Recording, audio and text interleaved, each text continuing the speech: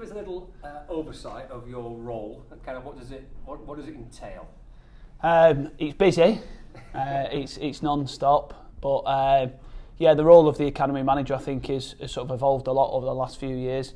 Obviously academies are getting quite huge operations now, from the boys right in the pre-academy under 7s all the way up to what has now been reframed as the under 21 squad. So a lot of players over a lot of days, a lot of different departments. Obviously staffing's become a lot bigger as well, and a lot more support around not just the development of footballers but the development of young people. So a lot of sort of holistic care that goes on within academies now, and my role is just ensuring that everything keeps moving forward really, and we keep progressing.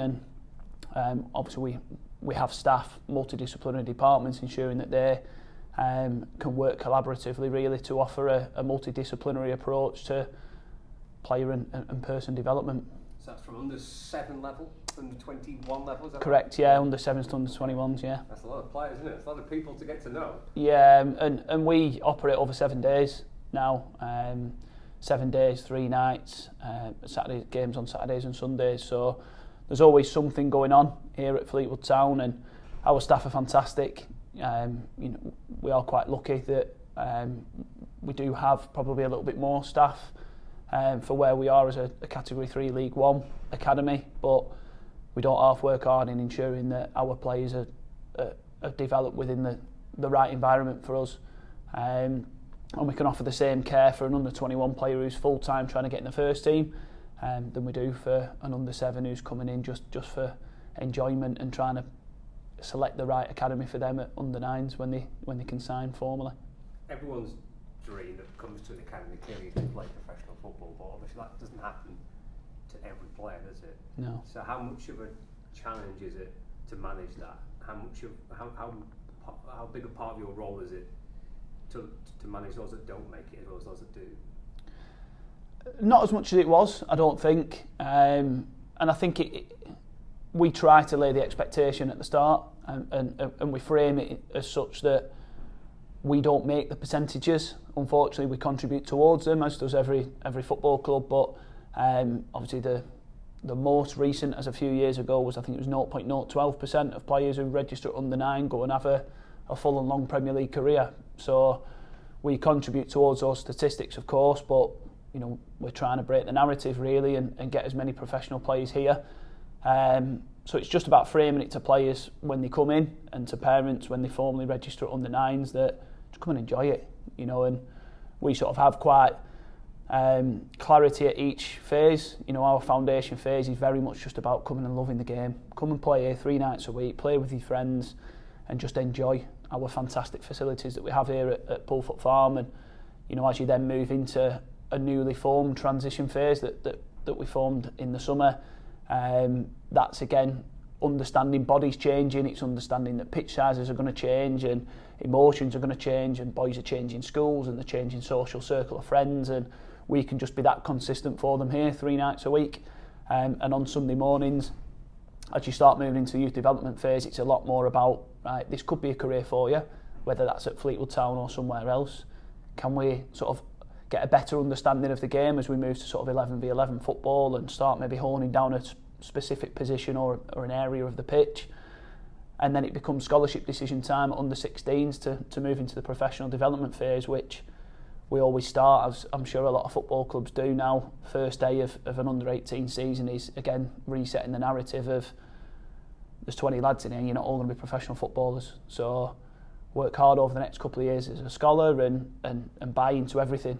And funnily enough, I presented something this morning to our business club around their support as local people and local successful people in the area. How can they contribute to the development of our young people at this football club, at certainly under 18s, under 21s, because the one thing we can guarantee here is that our lads will leave better people, albeit they may not be professional footballers, not all of them, but they still are elite in what they do. They're separated from the peers in the way that they interact with people, they communicate, they deal with pressure, they deal with success and failure, you know, and they are all attributes that can really make you stand out these days. As social media takes over, you know, everyone's locked in phones and computers and whatnot. So we have sort of a phrase that drives us, which is develop the person and challenge the player, and everything that we try to do around our session design and our interaction with young people is to develop them as people and really challenge them as players and football players, and it's working so far, we think. That's got to be, in a way, isn't it, almost, if not more important than ultimately producing players, isn't it? Kind of, you're producing people as well, aren't you? Yeah, and I think it's easy to forget at times the sacrifice that young people and their families have for us. As a group of staff, as I say, we work incredibly hard. We really do. But so do our parents and young people. You know, we have boys travelling and families travelling, as I say, 4 times a week from all over the northwest to get here to come and play for Fleetwood Town, and that can't be underestimated. So again, they're not hanging around with the wrong circle of friends. They're not, you know, playing on street corners and maybe getting into sort of wrong habits. They're forming real professional habits with us, and it can only be a good thing, you know. And I know there's a lot at the minute on player care and ensuring that players are well supported away from football, but when they're here, they are very, very well supported, and we have a really enriching programme that allows them to organically pick up that sort of elite skill set that will allow them to be successful people in the future. So hugely important to what we do. We want good people, we want good players, and you know, we always offer the opportunity for those who potentially don't make it as a footballer but have really, really impressed us as a person. We try and find ways to keep them.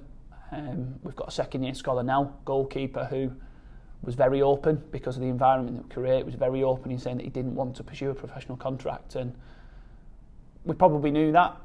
Having working with him so close over time, we probably knew that. But for him to open it up to us in a safe space, now we could have just said, right, no problem, all the best for the future. But what we do know about him is he wants to help people, and he's got a real good knowledge of the game, and he's actually a really, really good goalkeeper. So it's a shame to see him leave as a player, but what he's doing now is coaching with us 3 nights a week and doubling up as a goalkeeper coach during the day, and we've been really open and receptive to supporting him on that journey as a person as opposed to being a football player. Yeah, they're great stories to hear, aren't they? I guess the success of any academy though ultimately is producing players, isn't it? Fleetwood Town have had academy players in their team recently. How big an asset is that when you try to attract young players here, when you can say, look, we have had players progressing to the first team? Real life stories. You know, we're not pulling the wool over anybody's eyes when we talk about what we're trying to do and talk about our productivity. I think only last year we were one of the highest rising academies in England in terms of the players that we produce throughout our academy.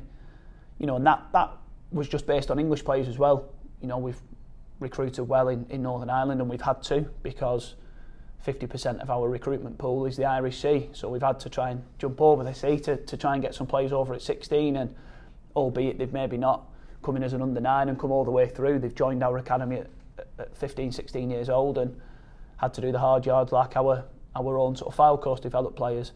But as I say, the real life stories are there, and I think I've been here 2.5 years now, and we're on 14 debuts, which is incredible for, you know, an academy as young as ours.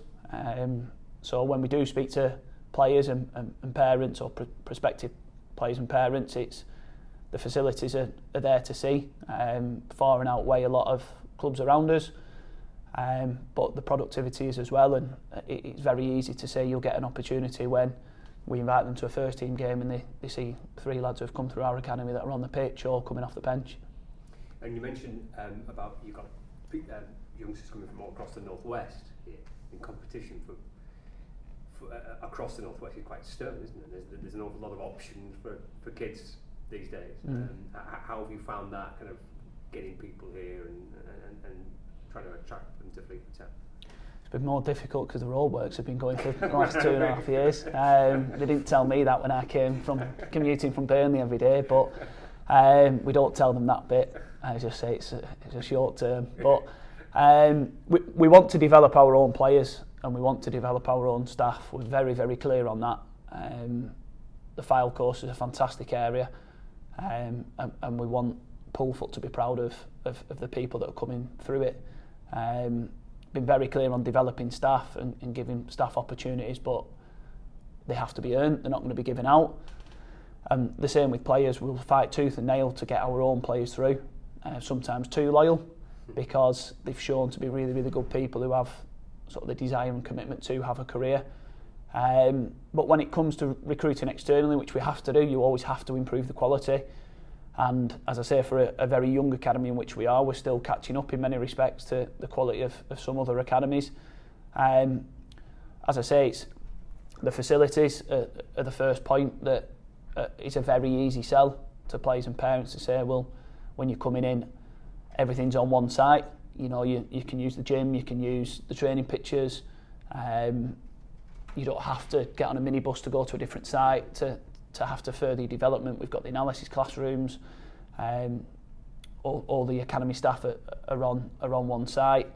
And then obviously the debuts are key, you know, and not just debuts, but sustained progress and sustained time in the first team. You know, we're not just getting token gesture, 5-minute appearances. You know, we've got boys in there that are now playing substantial amount of League One football and then moved on, you know, and have moved on to Premier League clubs, to Championship clubs.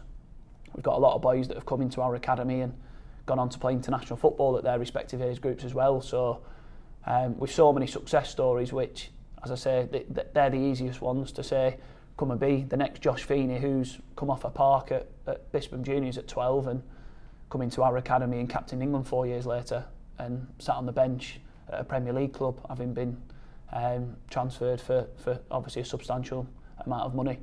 Come and be a James Hill, who's had 2 unsuccessful periods at Blackpool and Bolton, and come to us as an under 14 and gone and made over 50 appearances for the football club before again transferring to what is now a Premier League club, having played for England's respective age groups and captained them as well. So they're just 2 real life examples that we do shout out about, I'll be honest. Yeah, well, I bet you do, yeah. And it must make you really proud as well.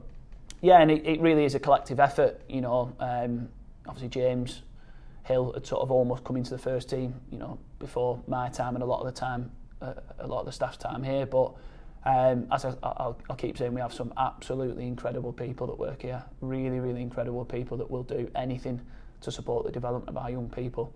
There's a lot of hard work that goes into it, not just the practical delivery of sessions, but you know, the admin and the recording of evidence is getting heavier and heavier.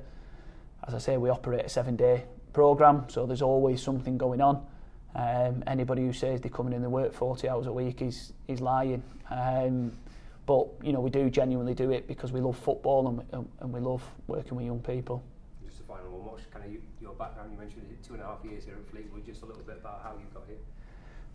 Yeah, so 2.5 years here now. Prior to my time here, I was at Burnley, which is my hometown, as head of education. So I looked after sort of the education and player care side of sort of players throughout the academy.